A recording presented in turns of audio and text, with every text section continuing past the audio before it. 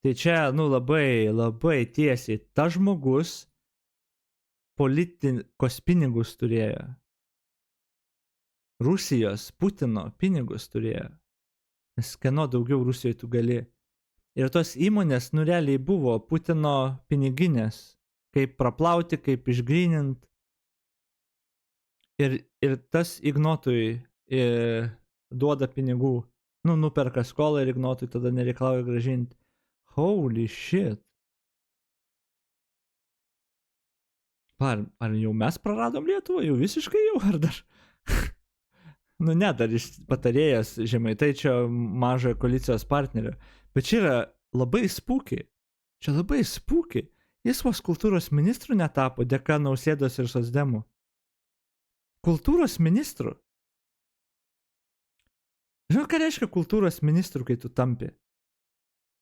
Ir tu esi Rusijos kišeniai, pavyzdžiui. Vėliavas nuėmė Ukrainos. Bet čia net ne apie tai. Aš papasakosiu vieną istoriją. Man šovė į galvą.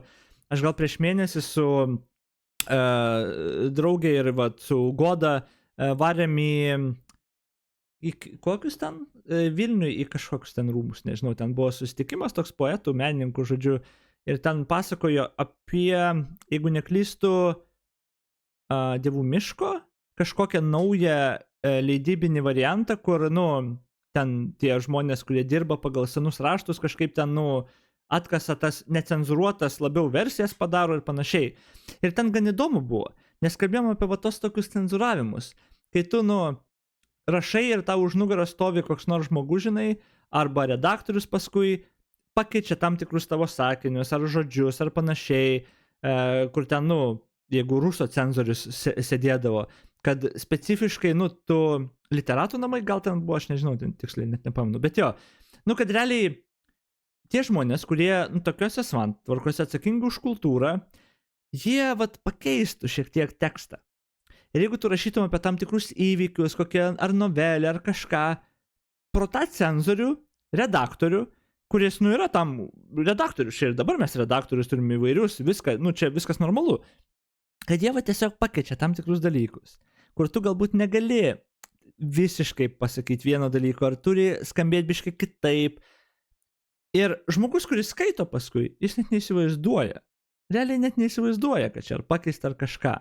Ir realiai, ką tu gali padaryti, jeigu tu paimi kultūros ministeriją, jeigu tu esi piktavalis, pavyzdžiui, ir tavo tikslas yra warpinti žmonių mąstymą ar žinias apie tam tikrus įvykius, tu pastatai žmonės į kultūros ministeriją, kur paskui tu galėsi būti ar redaktorių, ar savo pastatyti redaktorių, kuris paredaguos vieną kitą tekstą su specifinė mintim, tam tikrą ideologiją arba pasaulėžiūrą, arba istorinį pasakojimą perteikti žiūrovui.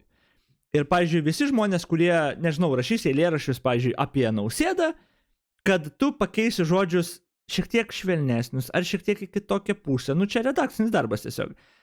Bet tada visi skaitantis dešimtmečiais į priekį apie Nausėdą susidarys visiškai kitokį įvaizdį, negu kad būtų. Bet ką tu tik padarei, tu išplovė žmonėms smegenys iš esmės ir niekas net nesuprato, kad tu tą padarei.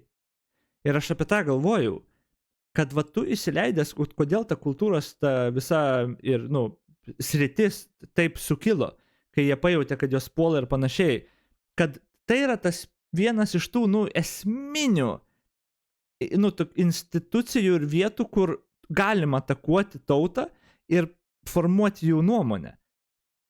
Ir ką mes dabar skaitom? Ignotas beveik netapo jo, jis savaitę buvo, kiek ten? Savaitę? Jis per tą savaitę jau pradėjo vėliavas nuo Ukrainos, pradėjo kalbėti, kaip su rusais atgauti. Įsivaizduokit, jeigu jisai būtų, pastato savo patarėją kokį nors, tada galbūt redaktorių vieną kitą, nes mes žinom, kaip Nemuno aušra stengiasi visur, kur įmanoma, viceministrus patarėjus savo įkišti. O jie nupirkti literaliai, nėra čia įrodyta tipo, kad nupirkti, bet rusų pinigai tiesiai šalia jų. Kaip redaktoriai veiktų po 5 metų ar po 1 kadencijos, o gal 2 kadencijom užsiliktų ten kažkokie žmonės patikėtiniai ar dar kažką. Čia neįtikėtinai baisu, kai tokie žmonės taip atrodo per žingsnį gauna prieigą, kurie jau gali realiai formuoti žmonių protus ar propagandą kažkokią. Ir tada vat išeina tyrimas, kad čia literaliai per vieną koją rusų pinigai, Putino pinigai tiesiog. Jis tik ką save su Čiurlioniu lygino pas mus, tik ką. Net metai nepraėjo. Kultūros ministras. Nausėdai tiko, matė kultūros geną, socdemams tiko, niekas mūsų neapsaugos. Nei vieno gelbėtojo nėra. Nei Nausėda, nei socdemai, jokių nebuvo guardrailų, jokių. Apart, I guess, Žukauskas, kultūros bendruomenė, žmonės, paskui opozicija, su filibusteriais, bet kad jisai kultūros ministrų, realiai, I guess, čia buvo paskutinis, tas guardrailas, iš politikų, iš institucijų nieko nebuvo, jokių. Ir dabar dar nėra beje. Dabar eina tyrimas po tyrimo, jie nei nuteisti, nei kažkas prikabinta, toliau veikia. Ok, aš gal nukrypau labai čia neįtikėtinai, čia yra neįtikėtina. Kiek tokių žingsnių turi atsitikti, kai tu sakai, ok, mes prapisom šalį tiesiog. Kuriuose ministerijose turi būti rusų pinigų valdomi, blėt, aš nežinau.